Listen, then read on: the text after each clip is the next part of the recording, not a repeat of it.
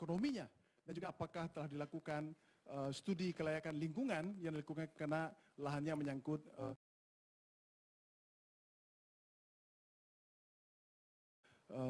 lebih dari 100 hektar. Demikian, terima kasih. Baik, kita tunggu. Baik, setelah ini saya akan persilahkan paslon 4 untuk memberikan jawaban atas pertanyaan tadi. Silahkan, waktunya 1 menit untuk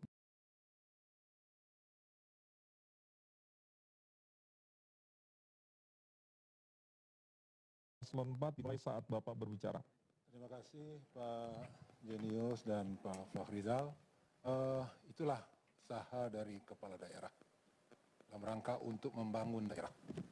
Maka oleh itu kita harus berkomunikasi, mencari potensi di banyak pihak dengan mengkapitalisasi potensi yang ada dalam daerah. Dan itulah yang harus kita lakukan. Kenapa? Karena memang APBD tidak mampu untuk membiayai seluruh kegiatan pemerintahan. Dan maka oleh itu tentu salah satunya kita pertimbangkan kaitan masalah lingkungan, dan sudah ada aturan-aturan itu tidak mungkin kalau melanggar tata ruang, tata wilayah, melanggar lingkungan, sudah tidak mungkin. Maka tidak bisa jalan agenda-agenda tersebut. Maka oleh itu, maka di dalam melakukan proses investasi, tentu itu semuanya menjadi pertimbangan dan menjadi perhatian, sehingga memang pembangunan itu berjalan atau tidak berjalan untuk selanjutnya. Baik. Dan selanjutnya saya persilakan paslon 3 kembali menanggapinya. 1 menit dimulai saat Bapak berbicara. Ya, ini yang saya tanyakan berikutnya adalah ketika dilakukan orang asing melakukan investasi di bidang pembangunan kawasan perumahan, kita memiliki undang-undang bagaimana pembatasan kepemilikan lahan bagi kawasan orang asing. Apakah namanya ini, apakah pengusaha lokal atau pengusaha asing? Kalau pengusaha lokal, bagaimana kondisi PMA-nya? Apakah dilakukan penanaman modal asing dengan kontribusi pajak sekian? Kalau lokal, berapa lagi gunanya dan seperti apa yang dilakukan, karena ini regulasi. Nah, nanti sebagai seorang gubernur tentu menjelaskan kepada Bupati Wali Kota bagaimana hal-hal yang harus dilakukan ketika kita melakukan penanaman PMA, karena ini cukup dalam posisi yang belum banyak dipahami oleh masyarakat, supaya dijelaskan lagi. Baik, masih ada waktunya, saya tawarkan dulu untuk paslon 3, mau ditambahkan pertanyaannya apa cukup? Baik, kalau cukup saya minta panitia untuk meriset ini. Iya, kami menuju ke paslon 4 untuk menanggapi pertanyaan dari paslon 3. Silakan, waktunya 1 menit dimulai saat Bapak bicara. Ya, baik. Terima kasih. Banyak potensi yang bisa kita optimalkan dalam rangka untuk kesejahteraan rakyat di Sumatera Barat ataupun juga di daerah kabupaten kota yang lain. Ketika kita membangun suatu daerah, sementara itulah daerah milik beberapa kabupaten kota, mau tidak mau tentu kita harus bersinergi, harus berkomunikasi, harus musyawarahkan. Ketika investasi itu akan masuk, maka tentu peraturan, perundang-undangan berkaitan dengan masalah tersebut pasti menjadi pertimbangan kita. Kita punya SKPD untuk pertimbangkan itu dari faktor lingkungannya, kemudian juga dari faktor mekanisme pemodal asing, dan tentu tidak mungkin mereka akan langsung, akan tetapi mereka akan bekerja sama dengan pengusaha lokal tentunya. Nah, maka dalam hal ini kita di dalam melaksanakan investasi ini banyak hal yang mesti kita penuhi. Oke, waktunya habis. Baik, dan sekarang saya akan mulai chapter yang baru. Kali ini paslon nomor 4 yang akan mengelaborasi atau menanyakan program kerja dari paslon lainnya. Sekarang saya akan cari teman debatnya. Ternyata dengan paslon nomor 2. Jadi paslon nomor 4 akan bertanya kepada paslon nomor 2. Waktunya 1 menit dimulai saat Bapak bicara. Terima kasih. Salah satu program dari paslon nomor 2 adalah ingin membentuk BUMD pertanian. Kita tahu di masa pandemi ini akan ada 4 mega shift atau perubahan besar di manusia, baik dalam hal ekonomi, sosial, gaya hidup, dan digital. Harus diketahui, di masa pandemi ini penjualan secara digital produk-produk segar termasuk pertanian Indonesia meningkat 400%. Kita sekarang kenal yang namanya industri 4.0 yang berimbas kepada agriculture 4.0 yang menyebabkan terbentuknya society 5.0. Pertanyaan saya, bagaimana fungsi dari BUMD pertanian di masa pandemi yang tadi terkait dengan empat perubahan besar dalam pola hidup manusia, termasuk dalam digital marketing dan agriculture 4.0 dan bahkan society 5.0. Terima kasih. Baik, waktunya masih ada. Cukup paslon 4, cukup waktunya. Saya minta tolong di riset panitia. Ya, oke. Sekarang saya persilahkan untuk menjawab paslon nomor 2. Waktunya 1 menit dimulai saat Bapak berbicara. Baik, terima kasih. Fungsi dari BUMD ini adalah untuk menjual dan membeli. Ini nanti akan dibantu pembiayaan dari pemerintah daerah, dari provinsi, juga termasuk kabupaten kota, termasuk juga itu nanti dari dana desa. Jadi ini adalah mereka ditugaskan untuk itu. Nah, bagaimana kita masuk 4.0? Tentu mereka sekarang milenial kita ini harus masuk di dalam sektor ini. Sektor UMKM milenial masuk. Anak-anak sekarang yang tamat sekolah, dia kembali ke negara masing-masing. Dan sekarang penerimaan pegawai kan sangat sulit bagi mereka. Mereka harus masuk ke sektor swasta. Dan kita minta semua anak muda sekarang mereka harus mengerti IT dan mengerti bahasa, minimal satu bahasa asing. Mereka itu kita berdayakan untuk menjual barang ini, produk-produk dengan BUMD ini, mana yang sangat potensi. Mereka pilih. Apakah itu berbentuk bahan pangan, apakah itu sudah hasil produksi, tentu mereka harus melakukan packaging dan lain-lainnya, sehingga pemasarannya layak untuk dikirim ke luar negeri sebagai satu badan usaha. Baik, selanjutnya saya persilakan untuk menyanggah atau menanggapi paslon nomor 4, waktu 1 menit dimulai saat Bapak berbicara. Belum menjawab esensi pertanyaan dari kami, saya rasa, karena pertanyaannya adalah di era digital ini bukan keterlibatan dari milenialnya aja, tapi gimana mensinkronkan bahwasanya tadi ada 4 perubahan besar di masa setelah pandemi. Dan salah satu yang harus diingat adalah ketahanan pangan di Indonesia ini akan lebih bagus meningkat setelah masa pandemi karena meningkatnya konsumsi pangan lokal, baik itu buah maupun sayur. Tadi saya bilang 400% penjualan secara digital di produk-produk segar, ikan, telur, ayam, udang, sayur, buahnya naik 400%. Nah, gimana ini BUMD ini dari pemerintah mensinkronkan? Sebenarnya BUMD kan ibaratnya butuh modal kerja untuk tadi membeli, menjual dan membeli, kan butuh modal kerja yang sangat besar. Nah, gimana tuh mensinkronkan semuanya di era yang sekarang ini? Karena sekali lagi, salah satu hikmah dari COVID adalah percepatan digitalisasi. Yang tadi Indonesia akan digital 10 tahun lebih cepat datang, 4 atau 5 tahun ke depan. Gimana Pak? Makasih. Baik. Kami silakan paslon nomor 2 untuk menanggapi sanggahan barusan, waktunya 1 menit dimulai saat Bapak berbicara. Baik, ini memang menarik ini tuntutannya, ada pergeseran-pergeseran yang terjadi di tengah masyarakat, dan ini juga sekaligus bisa kita manfaatkan untuk mentransformasi BUMD kita. BUMD kita tidak lagi harus dikelola secara konvensional, tapi juga disesuaikan dengan kondisi, tuntutan, kebutuhan yang berkembang saat ini. Jadi, manajemennya, orang-orang yang ada di BUMD juga harus kita pilih, dan juga bentuk usahanya juga kita sesuaikan dengan tuntutan yang ada di tengah masyarakat. Dia tidak hanya membeli, tapi juga memilih, menseleksi, dan juga melakukan kontak-kontak kerja di banyak tempat, mungkin di tingkat lokal, tingkat regional, dan ini sudah banyak dilakukan di tingkat internasional. Ya, kita bisa misalnya beras unggulan, kita bisa kontak kerja dengan tempat-tempat tertentu atau restoran-restoran yang menyebar di seluruh dunia, dan juga bisa mungkin bahan baku untuk makanan kita bisa sebarkan seluruh dunia, dan ini juga sangat menarik untuk dikembangkan. Baik, waktunya habis, terima kasih. Oke, sekarang kita akan menuju ke paslon nomor 1 untuk bertanya. Siap, paslon nomor 1 saya akan ambil. Ternyata lawan berdebatnya adalah paslon nomor 2. Kami selanjutnya akan persilahkan paslon nomor 1 untuk menyampaikan pertanyaan kepada nomor 2. Waktunya 1 menit dimulai saat Bapak berbicara.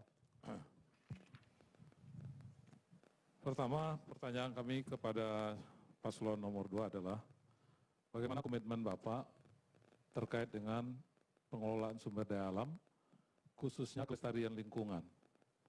Karena Bapak pada saat ini sudah menjabat sebagai Wakil Gubernur, sebelumnya menjadi Bupati 2 periode, khususnya di daerah yang pernah Bapak pimpin. Kemudian yang kedua adalah saat ini pengangguran terbuka sangat tinggi di Sumatera Barat. Apa yang sudah dilakukan oleh pemerintah provinsi selama ini, khususnya Bapak sebagai Wakil Gubernur dan Pak Indra Catri juga sebagai Bupati yang sudah 2 periode dalam rangka menyelesaikan persoalan pengangguran yang sangat luar biasa di Sumatera Barat ini. Silakan dijawab. Silakan. Paslon nomor 2 menjawab sebentar. Saat lagi kita akan riset dulu. Belum? Iya. Baik, waktunya 1 menit dimulai dari saat Bapak bicara. Baik, ini yang 2, jadi harus dibagi waktunya. Jadi memang persoalan-persoalan yang kita hadapi di tengah-tengah masyarakat, khususnya untuk menegakkan kaedah-kaedah lingkungan dalam pembangunan adalah bagaimana mencari koeksistensi antara aktivitas sosial, aktivitas ekonomi, dan aktivitas dan pelestarian lingkungan. Di pantai, resort, ini juga, di gunung, juga begitu, di danau apalagi. Nah, ini ada cara lain, di samping meningkatkan law enforcement, juga kajian-kajian yang menyeluruh. Ya, sekarang ada KLAS, kajian lingkungan strategis sebelum melakukan pembangunan. Dan ini ke depan harus kita giatkan, harus kita pertegas dalam upaya pelaksanaan. Dan juga law enforcement juga harus kita tingkatkan di masa-masa yang akan datang. Ya, untuk tenaga kerja, Provinsi sudah melakukan sekarang pelatihan-pelatihan. Beberapa pelatihan sudah disampaikan untuk bagaimana mengirim tenaga kerja ke luar negeri dan juga mereka dikasih permodal dalam negeri. Itu sudah langkah-langkah konkret yang sudah dilakukan tadi. Baik, selanjutnya kami persilakan untuk kembali menanggapi atau menyanggah paslon nomor 1. Baik, tadi sangat menarik karena judulnya adalah program kerja. Jadi saya melihat dari semua yang banyak tadi ya. Dan kita evaluasi selama ini, 19 kabupaten kota dan 1 provinsi, sebagian besar boleh dikatakan 90% hanya program, tinggal dengan program, bagaimana membuat program supaya masyarakat senang, tapi jarang yang terrealisasi. Jujur, ini saya 1 kali periode menjadi wakil bupati di Padang Pariaman, 2 kali periode Allah beri amanah. Coba Bapak lihat pembangunan Padang Pariaman di bawah ridha Allah SWT. Harus bekerja keras, nggak bisa program dengan program saja. Jadi rakyat jangan diombang-ambing dengan program-program. Rakyat itu adalah perlu dana di bawah ke daerah, sehingganya apa yang dibutuhkan masyarakat, membuka lapangan kerja, penyerapan tenaga kerja, pertumbuhan ekonomi, ini yang dibutuhkan masyarakat. Jangan terlalu banyak program tapi 1 pun tidak terrealisasi. Ini yang terjadi selama ini. Maka membuat Sumatera Barat berada pada urutan ke-32 tingkat tinggal pembangunan dari 34 provinsi. Saya punya data tentang ini Bapak dan Ibu. Ya, terima kasih. Habis. Terima kasih. Selanjutnya kami persilahkan, masih ada waktu terakhir untuk menyanggah. Untuk paslon 2 kami persilahkan, waktunya 1 menit dimulai saat Bapak bicara. Jadi begini, kita di dalam bekerja tentu ada perencanaan. Ini ada, kita jangan bicara ke depan, kita ini bicara gubernur ke depan. Tidak lagi bicara ke belakang, karena makanya visi kami itu adalah untuk mengatasi masalah-masalah yang ada sekarang. Jangan kita lagi melihat ke depan, kita membangun 25 tahun ke depan. Itu akan kita selesai. Kami tawarkan 5 visi ini. Semoga masyarakat Sumatera Barat itu adalah untuk mengatasi apa yang Pak sampaikan tadi. Masalah pemerintahan, sinkronisasi pemerintah pusat, pemerintah provinsi, pemerintah kabupaten. Yang selama ini belum. Itu akan kami lakukan ke depan. Jadi sehingga jangan kita melihat ke depan, tapi kita membangun adalah untuk ke depan. Kita tidak melihat ke belakang, membangun ke depan. Bahkan untuk belum ya. Bahkan untuk mengevaluasi, kalau kita mungkin karena kondisi kita berjalan tidak simultan sekarang, tidak unpredictable, maka untuk mengevaluasi apakah program kita masuk, kita membentuk tim pembangunan di Sumatera Barat. Ini yang habis, sudah 2 kali balik, akhirnya artinya sudah selesai. Baik, kita berikan tepuk tangan untuk segmen ini. Mereka sudah berdebat, beradu ide, bertukar gagasan, dan segmen selanjutnya mereka akan menaruh akuntabilitas mereka di atas meja. Mereka akan menyampaikan apa-apa saja yang menjadi kata penutupan mereka pada sesi debat pertama yang sudah hampir kita tuntaskan malam hari ini. Kita jeda dulu, tetaplah bersama kami. Hai di sana, hari pemungutan suara 9 Desember 2020 sudah semakin dekat. Kenali pasangan calon gubernur dan wakil gubernur Sumatera Barat tahun 2020. Nomor urut 1, Insinyur Haji Mulyadi, Dr. Andes Haji Ali Muhni. Nomor urut 2, Dr. Andes Haji Nasrul Abid, Dr. Insinyur Haji Indra Catri MT. Nomor urut 3, Irjen Polisi Dr. Andes Haji Fakhrizal MHum, Dr. Haji Genius Umar Esos MSI. Nomor urut 4, Haji Mahyildi SP, Insinyur Audi Joinaldi SPT, MM IPM, ASEAN Engineer. Datang ke TPS dengan tetap mematuhi protokol kesehatan agar terhindar dari virus COVID-19. Gunakan masker, jaga jarak, mencuci tangan pakai sabun. Pemilihan serentak di 270 daerah diselenggarakan di masa pandemi COVID-19. Setiap tahapan pemilihan diselenggarakan dengan menerapkan protokol kesehatan pencegahan penularan COVID-19.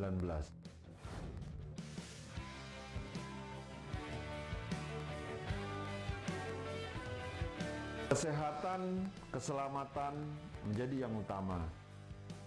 Gunakan hak pilihmu. Rabu, 9 Desember 2020.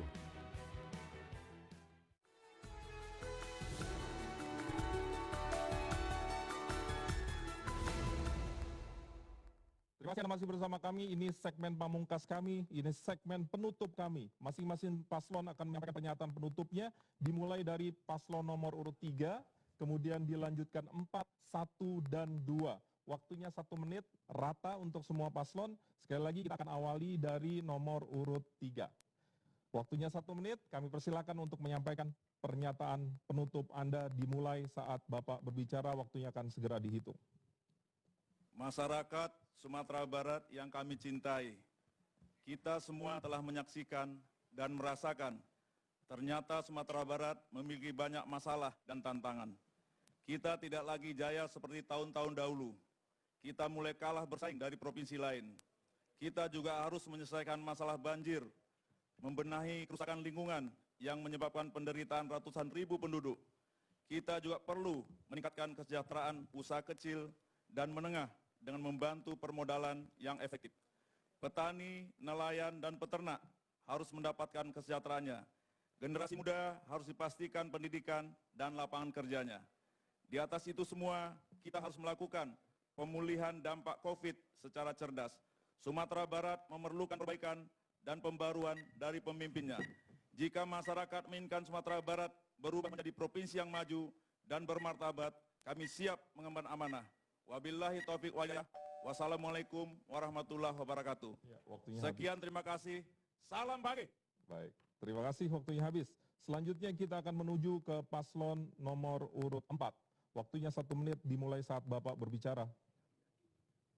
Walaupun dalam debat pada hari ini masing-masing ada yang bersemangat, ada yang terlalu bersemangat, tapi perlu diketahui bahwasanya kita membangun Sumatera Barat dengan semangat persatuan, dengan semangat kekompakan. Tidak akan mungkin Sumatera Barat dibangun tanpa kekompakan, persatuan, dan sinergi antara kabupaten kota di Sumatera Barat. Mudah-mudahan kita semua dapat menjaga semangat persatuan ini. Tapi tetap kami adalah pasangan dengan 4 paket paling lengkap. Buya seorang birokrat yang pernah menjadi seorang legislator, saya sendiri seorang pengusaha dan juga akademisi. Kita harap pilkada ini, pilkada Badun Sanak, siapapun yang akan terjadi, silakan dinilai dari program-programnya. Yang berdiri di sini adalah semuanya putra-putra terbaik Sumatera Barat. Terima kasih. Assalamualaikum warahmatullahi wabarakatuh. Waalaikumsalam. Waktunya masih ada. Cukup, Bapak-Bapak? Baik, kalau cukup, saya minta tolong di riset panitia. Ya, selanjutnya saya menuju ke paslon 1. Waktunya sama, 1 menit dan dimulai saat Bapak berbicara. Sektor pertanian, kita semua sepakat ini adalah sumber daya alam potensial yang dapat kita lakukan untuk memakmurkan masyarakat Sumatera Barat. Namun ironisnya, justru petani kita, nelayan kita merupakan epicentrum kemiskinan di Sumatera Barat.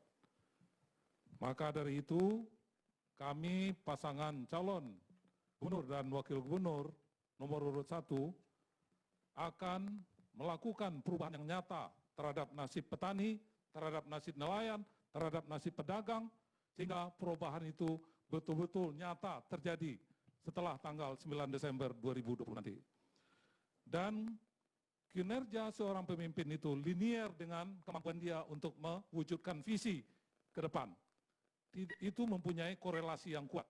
Tidak mungkin seseorang yang telah bekerja selama 5 tahun, 10 tahun, kinerjanya tidak berbanding lurus dengan apa yang mampu dia lakukan ke depan. Baik, waktunya habis.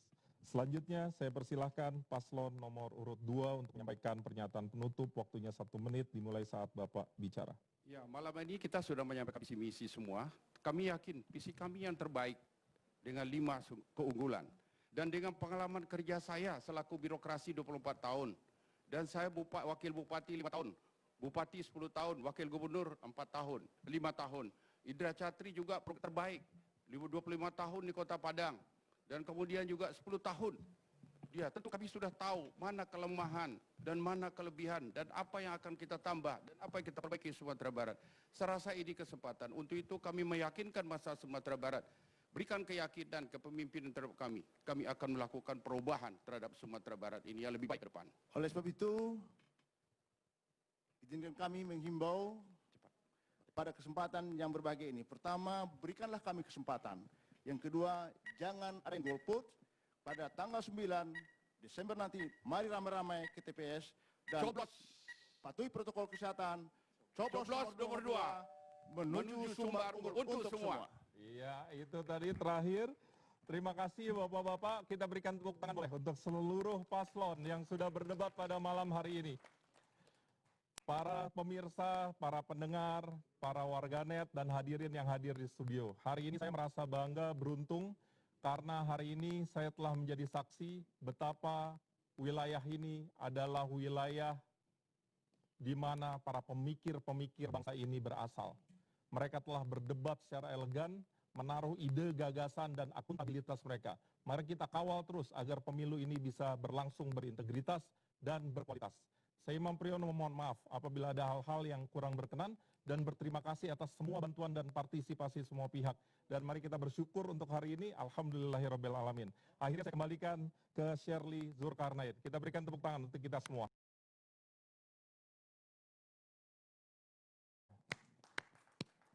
Baik, terima kasih moderator dan juga para pasangan calon gubernur dan wakil gubernur Provinsi Sumatera Barat tahun 2020. Patut kita akui seru sekali perdebatan pada putaran pertama pemilihan gubernur dan wakil gubernur Provinsi Sumatera Barat tahun 2020 ini. Tentunya saya yakin masyarakat Sumatera Barat dan juga para pasangan calon sudah siap dengan materi-materi lainnya untuk putaran berikutnya dan masyarakat sudah memiliki siapakah yang akan mereka pilih pada Puncak Pesta Demokrasi 9 Desember 2020 mendatang. Hadirin pemirsa, pendengar dan juga warganet dimanapun Anda berada, demikianlah debat publik pemilihan gubernur, wakil gubernur Provinsi Sumatera Barat tahun 2020. Saya Shirley Zulkarnain mewakili seluruh kerabat kerja yang bertugas mengundur diri. Terima kasih atas kebersamaan Anda. Wassalamualaikum warahmatullahi wabarakatuh dan sampai jumpa.